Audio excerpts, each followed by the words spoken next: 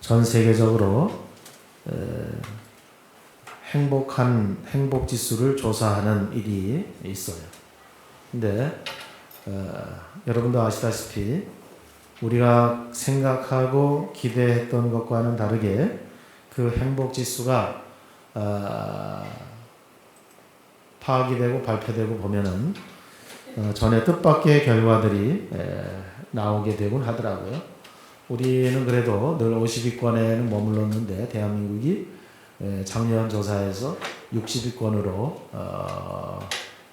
밀려났습니다. 그래서 61위. 근데 또 놀랍게도 일본은 또 62위예요. 행복지수가. 그리고 1위부터 10위까지의 대부분의 나라들은 다 북유럽계통의 나라들입니다.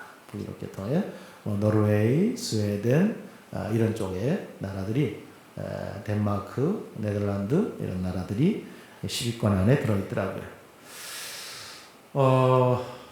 우리가 생각하면 뭐 부족할 게 없지 않겠나 했던 물질적으로 굉장히 풍요로운 나라들도 물질의 풍요는 편리할 수는 있지만 행복한 거와는 좀 상당히 거리가 있다라고 하는 것을 생각할 수가 있겠더라고요.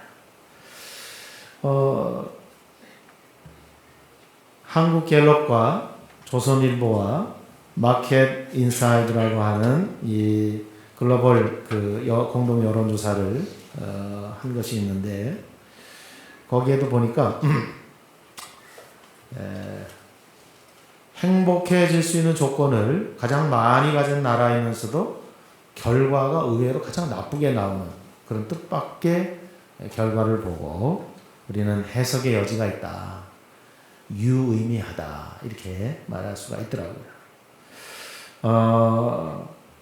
별로 행복을 누리고 살지 못하는 그러한 민족으로 우리도 우리 자신을 제외할 수가 없어요. 물질적인 욕심으로 인한 피로감이 계속 급증하고 있고요. 또 주변국들의 위협 가운데 늘 내몰리고 있습니다. 정치적인 요소에 의해서 백성들이 많이 또 다양한 영역에서 지쳐있는 것도 해석할 여지가 있어요. 그래서 다른 건 다 차지하더라도 다른 나라에 가서 살고 싶다 1위가 한국입니다. 행복하냐 이렇게 묻고 다음에는 그러면 다른 나라에 가서 살고 싶냐 했더니 그건 아닙니다 이렇게 했는데 그 질문의 1위가 대한민국입니다. 과거에 비교할 수 없는 많은 그 편리함 그런 것들이 주어졌는데도 불구하고 삶에 있어서 만족감 또 안정감 이런 것들은 다른 나라에 가서 살고 싶다 그렇게 반응할 정도로 최하위에 머물렀던 것입니다. 그러니까 결국 나는 병 들었을 때 이 병만 나으면 행복할 수 있겠다 또는 가난할 때 또는 사업이 어려울 때 이 부도위기만 넘어가면 또는 뭐 크게 부자는 아니더라도 이 정도만 살면 나 행복하겠다. 그래도 계절이 바뀌면 뭐 다른 건 아니더라도 비싼 건 아니더라도 신상으로 그저 내 몸을 가릴 수 있도록 한 번씩 바꿔 입으면 행복하겠다. 뭐 이런 생각들 할 수 있을 거예요. 나름대로 자기 입장에서. 근데 그렇게 돼서 결국 행복하냐 하면 그렇지 못하다라고 하는 것은 우리의 경험입니다. 부인할 수 없는 우리의 경험이에요. 급한 김에 그거 하나 해결되면 좋겠다. 가장 아프니까 그거 하나 고침받으면 행복하겠다. 이렇게 생각하지만 그게 약발이 지속적이지 않고 오래가지 않고 꾸준하지 않더라. 그런 얘기입니다. 그러므로 우리는 그런 것들에서 이제 좀 시선을 돌릴 필요가 있어요. 이게 궁극적인 행복의 요소들이 아니었구나 라고 하는 사실에 눈뜰 필요가 있습니다. 오늘 예배를 통해서 그것이 분명하게 좀 서로 간에 피차 확인되어질 수 있기를 바랍니다. 오늘 본문에 행복하지 않은 상황을 만나게 됩니다. 우시야라고 하는 왕은 16살에 등극을 해서 무려 52년 동안 왕위에 있었던 아주 유명한 사람이에요. 그가 나라는 부요해졌지만 부요함의 반대편에 영적인 타락을 경험하게 됐고요. 그리고 국제 정세가 불리해지게 됐습니다. 국력이 신장되고 최고의 전성기를 누리고 태평성대가 이어졌지만 결국 중요한 부분은 뭐냐면 영적인 타락이 심해졌고 신앙은 식어지면서 향락과 사치가 만연되었던 그러한 때에 말년을 보내고 있었던 것입니다.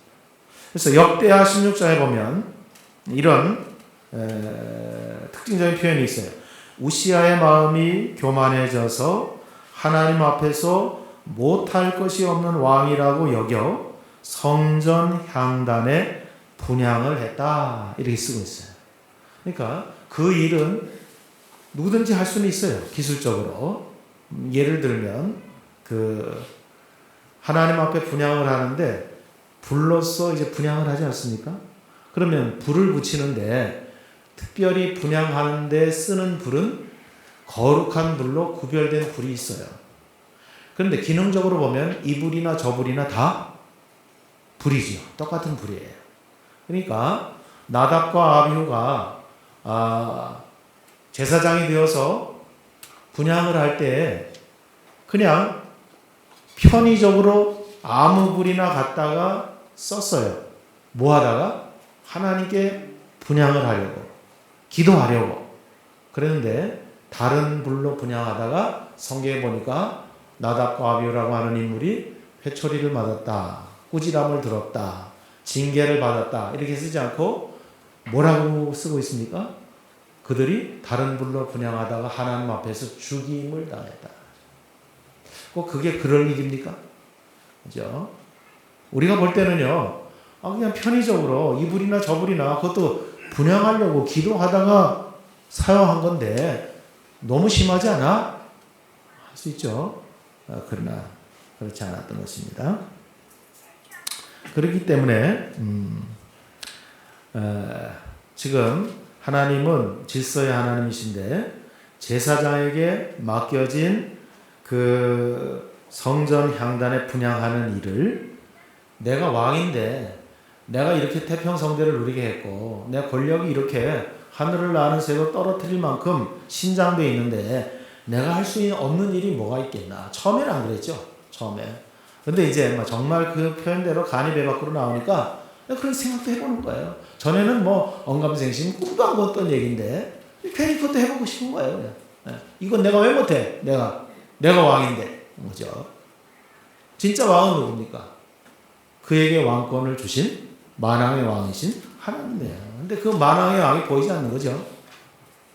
그러니까 나답과 아비후가 다른 벌로 분향하다 죽은 것처럼 이제 죽을 조짐이 보이는 거죠. 우시아가 타락의 극치에 이른 거예요. 하나님의 질서를 마음대로 깨부수는 거죠. 여러분 사람이 자기가 남성인지 여성인지 내가 성생활을 하는 거잖아요. 내가 싱글로 살 수도 있고 결혼할 수도 있죠. 누가 그걸 강요하겠어요. 근데 맞아요. 그런데 놀랍게도 요즘 이런 얘기가 나와요. 나에게 성을 강요하지 마라. 내가 이렇게 남자처럼 생겼다고 나에게 남성을 강요하지 마라. 나는 여성이다. 나는 내가 여성이라고 판단한다. 그럼 나는 여성처럼 살겠다. 그리고 어디를 출입해요?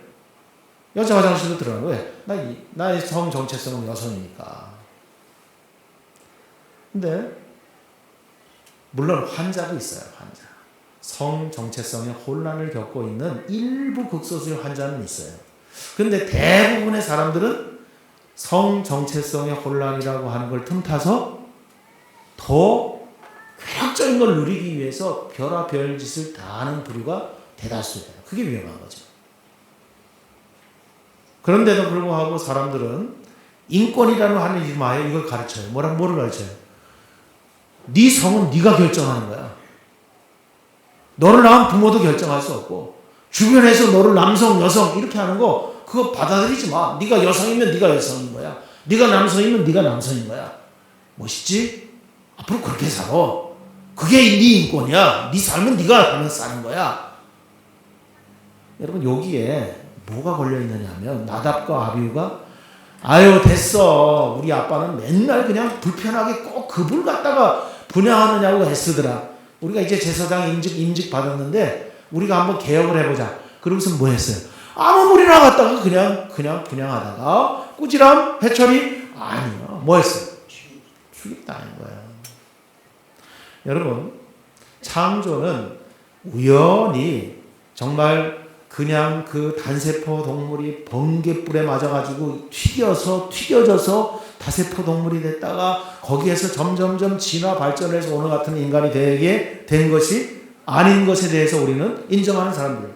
우연에 의해서 된 것이 아니라 반드시 조물주가 있으며 지으신 분이 우리를 목적을 가지고 만드셨다라고 하는 이 신앙 고백에 한치의 오차도 없어요. 우리 그 고백을 하는 사람이에요. 그렇지 않은 사람들은 이 예배 가운데 있을 필요가 없어요. 아니 이 귀한 시간, 이 재미난 시간에 뭐하러 여기에 모여있어요?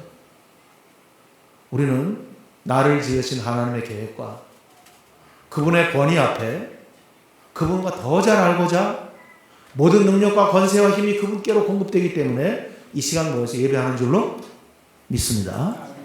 그런데 여러분 이렇게 교묘하게 우아하게 지식인처럼 굉장히 뭔가 지성인인 것처럼 이렇게 도전해 오는데 너무 교활하고요. 분별하기가 어려워요. 그러나 보면은 이것은 사람을 상대하는 것이 아니라 지금 누구를 상대하는 반역인 것입니까? 하나님을 상대하는 반역입니다. 누가 지었습니까? 하나님이 지은 것이에요. 근데 그 하나님의 지은 질서가 너무 평이한 것 같아. 너무 재미없어. 여자 남자가 결혼해서 그냥 그렇게 가니까 에이 그거는 뭐 해봐야 권태스러운 거 별거 없어. 그러니까 거기에서 이제 돌연변이들이 필요에 의해서 생겨나는 거예요. 어쩔 수 없는 돌연변이라고 우리도 이해를 하고 그들의 아픔을 공감을 하는데 그들이 더 쾌락적이 되기 위해서 그들이 스스로 돌연변이가 되는 건 인정할 수 없어요. 하나님의 질서도 깨트리는 거야. 이거는 우리가 화나기 전에 누가 분노하실 일이야? 하나님이 분노하실 일.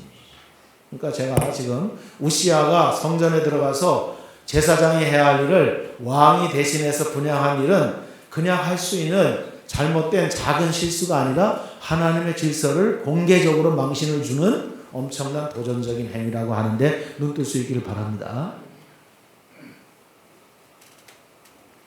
그래서 문둥병이 발병이 됐어요. 자신의 힘만 믿고 교만해진 우시아 왕은 하늘의 왕이신 만왕의 왕에 의해서 무너져 내립니다. 나라가 이제 풍전등화의 위기에 놓였고요. 왕은 무너지고 그렇게 국력이 신장되고 태평성대를 누리던 나라는 위기에 내몰리게 됐습니다.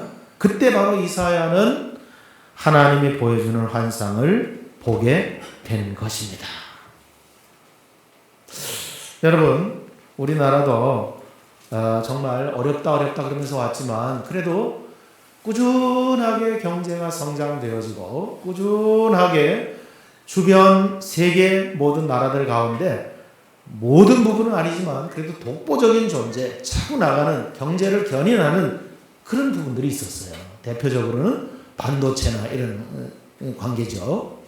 그런데 그런 부분조차도 이제 정말 뒤따라 추격하는 자들에게 어느 것은 추월당하고 어느 것은 아주 힘들게 경쟁하고 있고 그래서 이제 우리나라 경제를 더 이상 견인해 줄 수 있는 대표적인 종목들이 다 사라지게 되고요.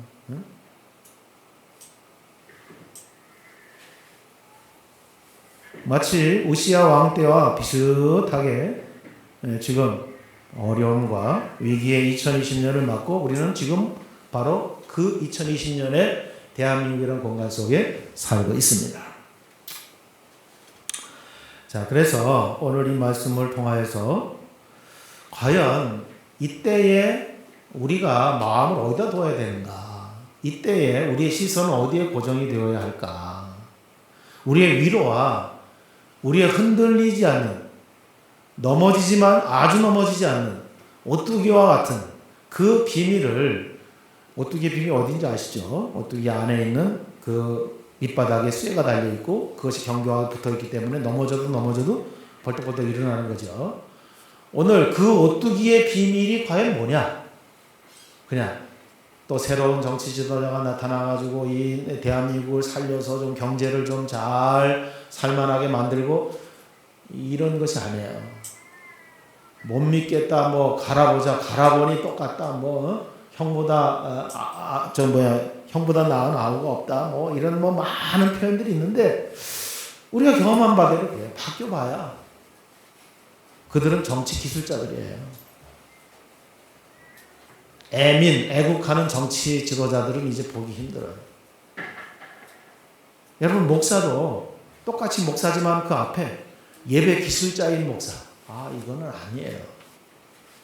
저도 그렇게 되지 않으려고 제일 제가 조심하고 저를 돌아보는 것 가운데 목표가 그거예요. 영적으로 자각하는 거예요. 내가 망가지지 않았나, 타락하지 않았나, 내가 멀리 가지 않았나, 내가 기술적으로, 기능적으로 목사를 하고 있지 않나, 이런 걸 항상 돌아봐요. 우리는 예배 기술자들이 아닙니다. 하나님 앞에 늘 풋풋한 마음으로 예배하는 예배자들이어야 하는 줄로 믿습니다. 오늘 이 땅에 소망이 없음은 그들이 다 기능인이고 기술자들이기 때문에 그렇습니다. 그러므로 우리가 이 소망을 어디다 둬야 될지 대해서 오늘 이 신비한 이사야가 본 환상을 보면서 우리도 그와 같은 모습을 사모할 수 있기를 바라요. 주님이 높이 들린 보좌에 앉으신 것을 보았어요. 세상에 왕이 죽었어도 하나님의 통치는 쉼 없이 계속된다라고 하는 사실을 보여주는 것입니다. 이 세상이 기울어지다 못해 꼬꾸라져서 완전히 비탈이 되고 낭떠러지가 되고 그래서 서 있기조차 힘들어서 가까스로 떨리는 팔로 그것을 부여잡고 떨어지지 않으려고 바들바들 떨고 있는 이와 같은 상황이지만, 그러나 하늘 왕 하나님의 통치는 쉼 없이 계속된다라고 하는 사실을 환상 뭘로 보여줘요? 주님이 높이 들린 보좌에 앉으신 것을 이사야로 보게 했다는 것입니다. 나라가 완전히 뒤집히는 이런 상황 가운데 그 어떤 소망도 없이 이젠 죽었구나 싶은 절망적인 상황 가운데 하나님의 종 이사야를 통해서 보여주신 것은 그 높이 들린 그 주님의 보좌, 거기에 앉으신 주님. 여러분, 오늘 그 환상이 우리 가운데도 또렷하게 분명히 보일 수 있기를 바랍니다. 우리 새벽 기도 때도 그런 기도를 독려했지만 기상이론에도 나비이론이 있지 않습니까? 나비의 날개짓, 그것은 정말 아무 능력이 없습니다. 아무 의미가 없어 보여요.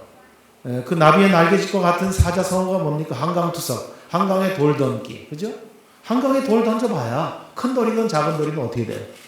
그냥 한강에 돌 던기예요. 아무 의미가 없어요. 그런데 이 작은 날개짓으로 지구 반대편에, 뉴욕에서의 날개짓이 지구 반대편 상하이에서 엄청나게 큰 폭풍우가 생길 수 있다라고 하는 것이 기상이론이에요. 오늘 우리가 무의미하게 허공을 위해서 내뱉지 않고 하나님께 신원하는 거예요. 많은 순교자들이 피를 흘리고 죽었어요. 끝났어요. 그런데 성경은 뭐라고 하냐면 순교자들이 그 흘린 피가 하늘 보좌를 위해 향하여서 신원하느니라. 신음하고 있는 거야. 하나님, 우리가 이렇게 죽임을 당했고 이렇게 피를 흘렸어요. 그 소리가 계속 들려지고 있는 거예요. 강해서 피를 흘리게 하고 죽여서 이긴 것 같지만 더 큰 하늘의 하나님이 그 상황을 뭐예요? 보고를 받으시고 친히 보시고 주님이 그 높은 보좌에 앉아 계심을 이사야가 보게 됐습니다. 오늘 이것이 우리의 중심이 되고 우리의 위로가 되고 우리의 격려가 되고 우리의 기도의 방향이 되고 기도의 큰 동아줄이 되어줄 수 있기를 주의 이름으로 축복합니다. 패배주의자가 되지 마세요. 코로나 이게 쉬 지나갈 것 같지 않다. 지금 교육도 엉망이 됐잖아. 응? 유빈이도 고3인데 좀 멍 때리고 있잖아. 아침을 못 먹어가지고. 아침은 원래 안 먹으면 되는데 아침 안 먹으면 표시가 나. 혼란스럽잖아요. 교과 과정이 체계적으로 진행이 돼도 고3은 그래도 피곤하고 힘들고 스트레스가 많은데 이제서 학교 갔잖아요. 학교 갔더니 전염병 퍼진다고 에어컨도 못 틀게 하잖아요.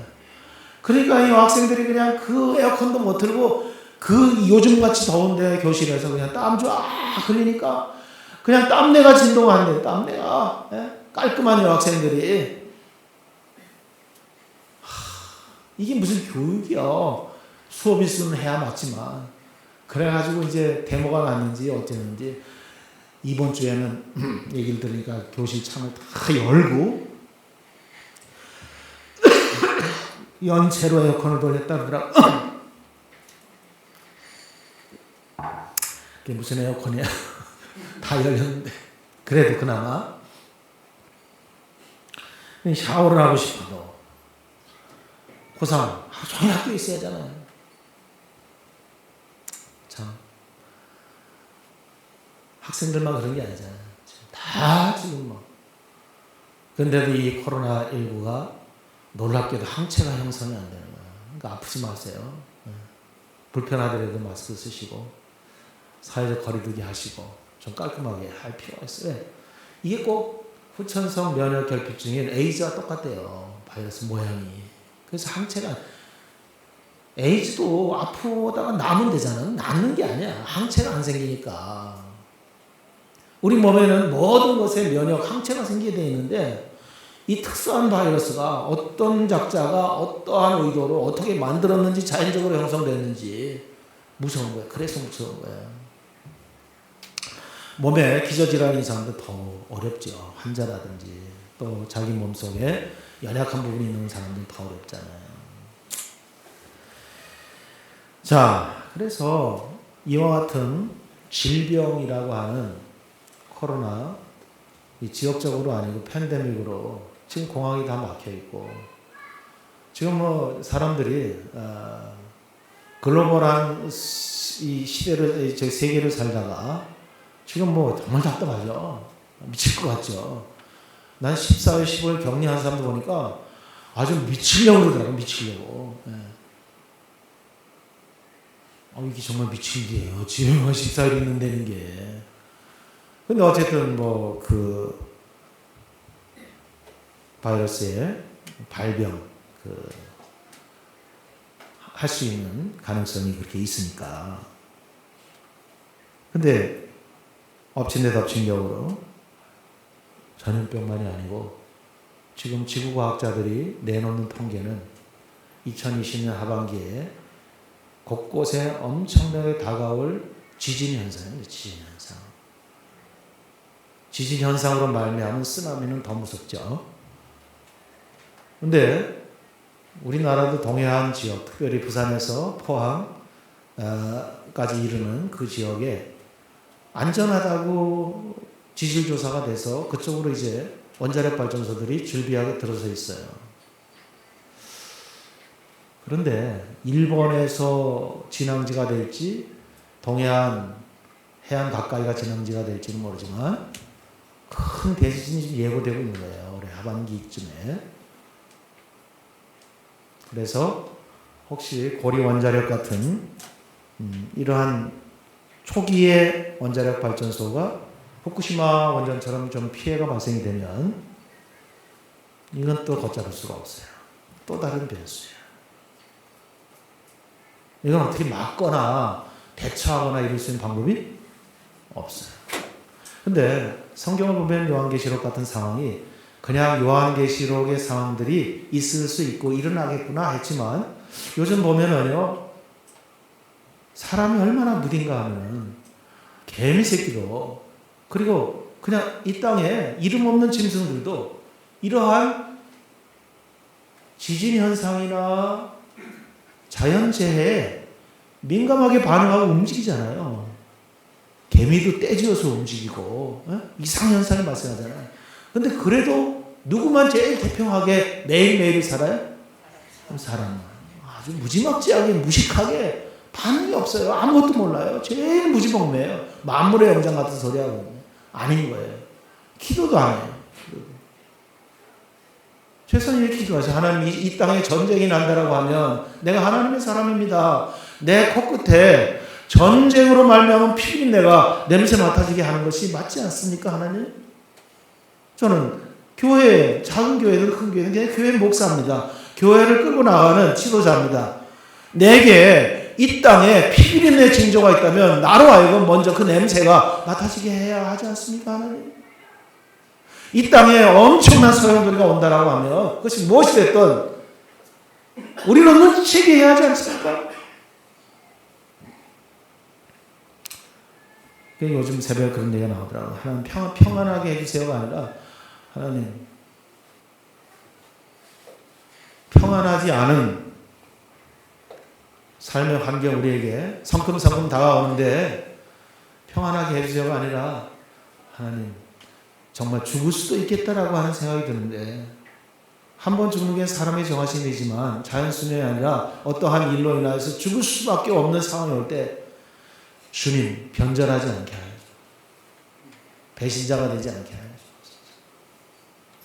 조금 더 살겠다고 목숨 부지하고 이리저리 내 입술로 주님을 부인하지 않게 하여 주옵소서. 그 기도가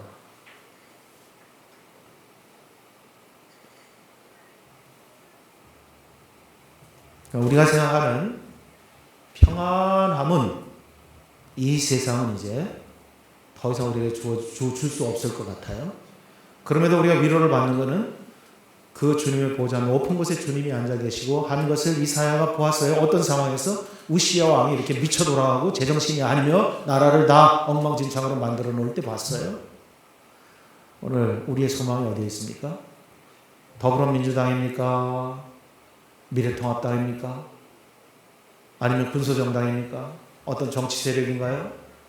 아니면 아주 맛깔지게 말로써 이 시대를 풍자하고 그렇게 뱉어대는 촌철살인의 평론가입니까? 칼럼니스트입니까? 누구예요? 누가 소망입니까? 진짜 주님이 우리의 소망과 의지가 되고 그분을 붙들고 이 요한계시록의 입과 같은 이 시대, 이 상황을 잘 버티고 견뎌야 할 줄로 믿습니다. 아멘. 나는 지난 주간에 집사람한테 이 검은 비닐봉지 좀 몇 묶음, 100장 단위 아닙니까? 한 묶음에 몇 묶음 좀 필요하겠다 그랬는데 집사람이 그렇게 많이 뭘 필요하냐고 그랬는데 내가 농담처럼 얘기했지만 진담이에요. 뭐냐면 지금 이 혁신도시 안에 물과 전기가 끊어지면 이 도시는 개판입니다. 순식간에 지옥이 돼요. 여러분 우리가 살아있음으로 일어나는 생리현상을 이 고층 빌딩인 아파트에서 어떻게 해결하실래요? 며칠만 물이 끊어지고 전기가 끊어지면요 우리 집 21층이에요. 지상 1층까지 걸어다니겠어요? 물론 몇 번은 오라는 얘기를 할 수 있겠지만 용변은 어떻게 하겠습니까? 그냥 뭐 이론적으로 이념적으로 뭐 아주 어려운 얘기 복잡한 얘기 뭐 경제적으로 경제 이론으로 얘기하지 말고 그냥 실생활에 우리 가장 근접한 얘기로 먹고 그 다음에 배변하고 그리고 존재하고 사랑할 수 있는 기본적인 거 얼굴이 화끈거리더라고요. 아 우리가 지금까지 하나님의 은혜로 너무 뱃속 편하게 살았구나. 이까짓 거 한두 개만 딱 끊어져도 너나 뭐 할 거 없어요. 고상한 것도 없어요. 뭐 체면 뭐 이런 거 없어요. 보관대장 뭐 다 필요 없어요. 똑같은 상황에 봉착할 수밖에 없습니다. 혹시 지진으로 인하여서 후쿠시마 같이 원전이 흔들려서 원자로가 파괴가 되고 방사능이 오염된다고 하면 그 방사능의 피해 규모가 그 해변 동해안에서 중부지역 대전까지 커버할 수 있을 정도래요. 그럼 우리나라는 이제 뭐 존재가 불가능할 정도예요. 무의미한 거죠. 그런데도 불구하고 오늘 너무 어떤 사람은 낭만적으로 생각하고요.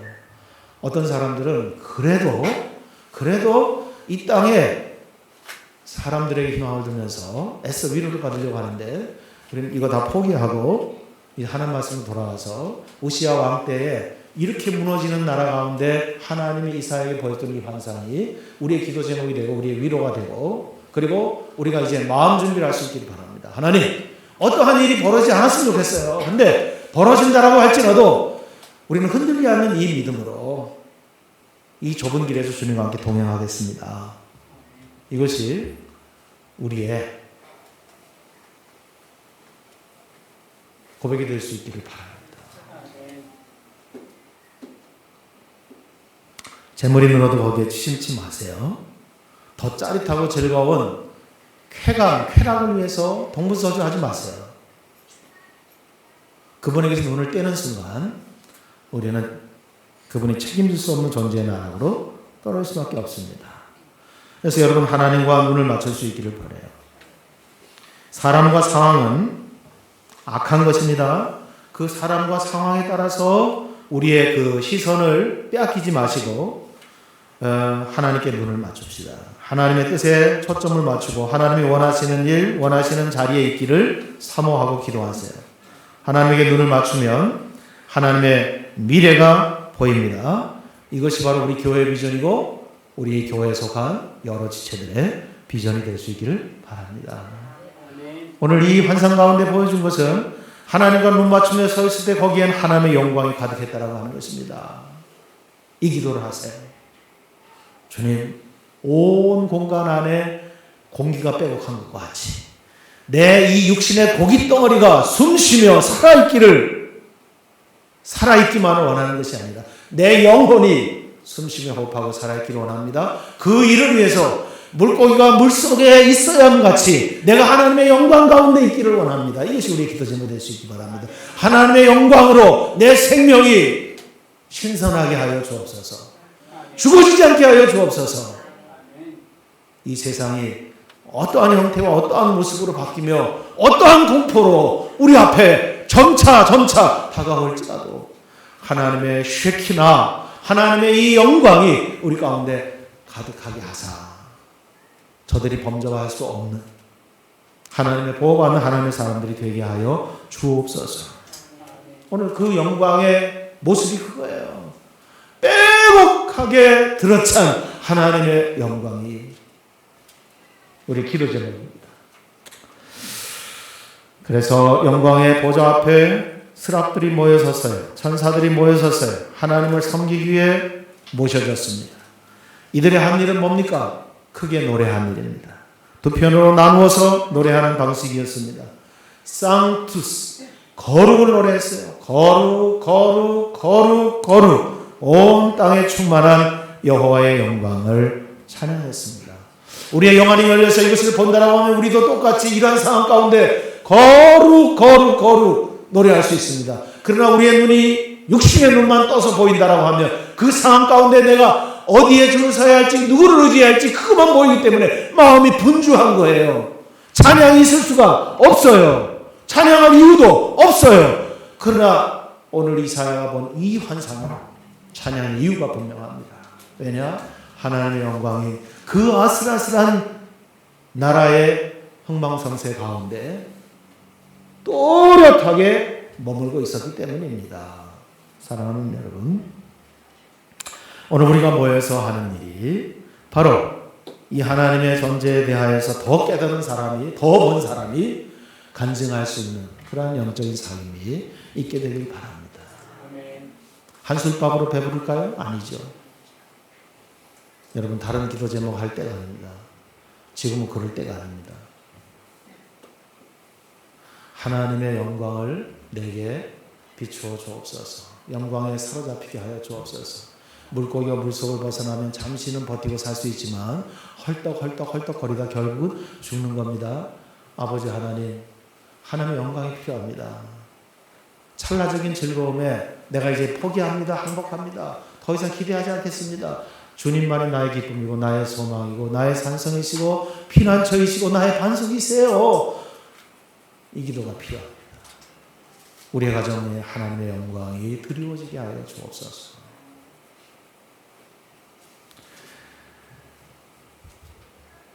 주님의 손에 붙들려 살기를 결심할 수 있기를 바라요. 우시아라고 하는 이름은 원래 뜻이요. 주님은 나의 힘이세요. 이런 뜻이에요. 근데 이름 값도 못하죠. 네. 어린 나이에 왕이 되었으니 얼마나 어려움이 많았어요. 그럼에도 불구하고 52년 재위기간 동안에 하나님 의지하고 무릎 꿇었어요. 신실한 하나님의 사람이었어요. 특별히 신령한 선지자 이 스가랴의 영적 지도와 권면을 받았어요. 성전에 가득한 하나님의 영광의 쉐키나 하나님의 영광의 그 옷자락을 붙들고 살았을 때는 우시아가 정말 주님은 나의 힘이었어요.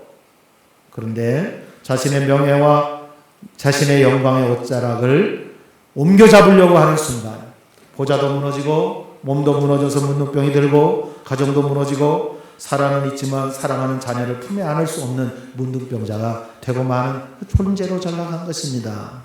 살았다는 이름이 있으나 죽은 왕이고 있으나 없는 가장과 남편이 되고 만 것입니다. 주님의 손을 굳게 잡고 살아갑시다. 가장 든든한 것은 내가 잡은 주의 손이 아니라 나를 붙잡은 주의 손입니다. 붙잡은 손이 아니라 이제는 붙잡힌 손으로 주님께 붙잡힌 인생으로 내가 살겠습니다. 하나님 2020년 이후의 삶이 어떻게 바뀌든 나의 인생의 나머지 인생의 부분들이 어떠한 환난과 역경과 공포가 나에게 찾아오든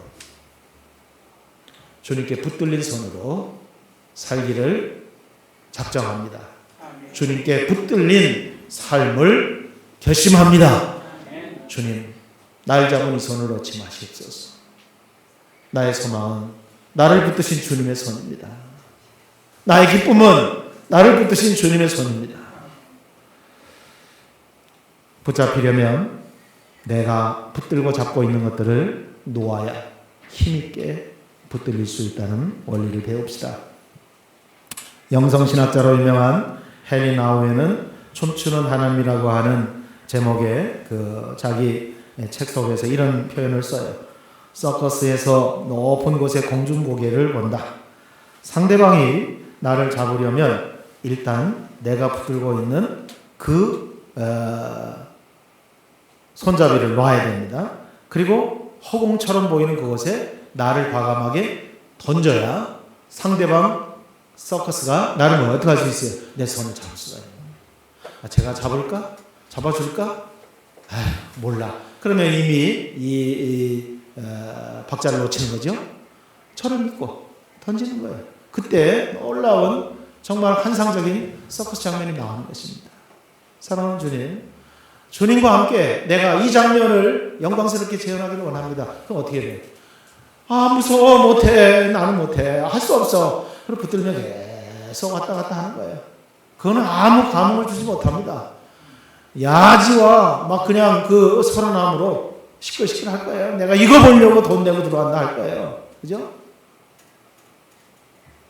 그런데 주님의 손에 붙들려 살게 하옵소서 하고 내 붙드는 것을 놓을 때 주님이 정확하게 허공에 던진 내 몸을 붙드셔서 아름다운 곡선을 그리게 하시고 회전을 하게 하시고 그래서 주님과 더불어서 놀라운 서커스를 선보이게 되는 것입니다. 오늘 나는 아무것도 없지만 주님의 손에 붙들리기 위해서 허공에 나를 던질 때 믿음으로 나를 던지고 놓을 때 주님으로 말미암은 놀라운 작품이 만들어지게 될 줄로 믿습니다. 우리가 대단해서가 아니에요. 오늘 이 부분을 영광스러운 이 장면을 통하여서 같이 보면서 정말 여러분도 나름대로 표현하지 않지만 마음 가운데 판단과 엄청 고민과 시름이 깊을 텐데 저는 지금 고심하다가 이 말씀 가운데 드러난 이때의 정황과 그리고 선지자 이사야를 통하여서 이스라엘을 보여주신 이 환상밖에는 같이 나눌 도리가 없어요. 그래서 여러분의 기도 제목이 바뀌고 이때를 슬기롭게 믿음으로 잘 극복하며 감당할 수 있기를 주의 이름으로 축복합니다. 기도합시다. 아버지 하나님,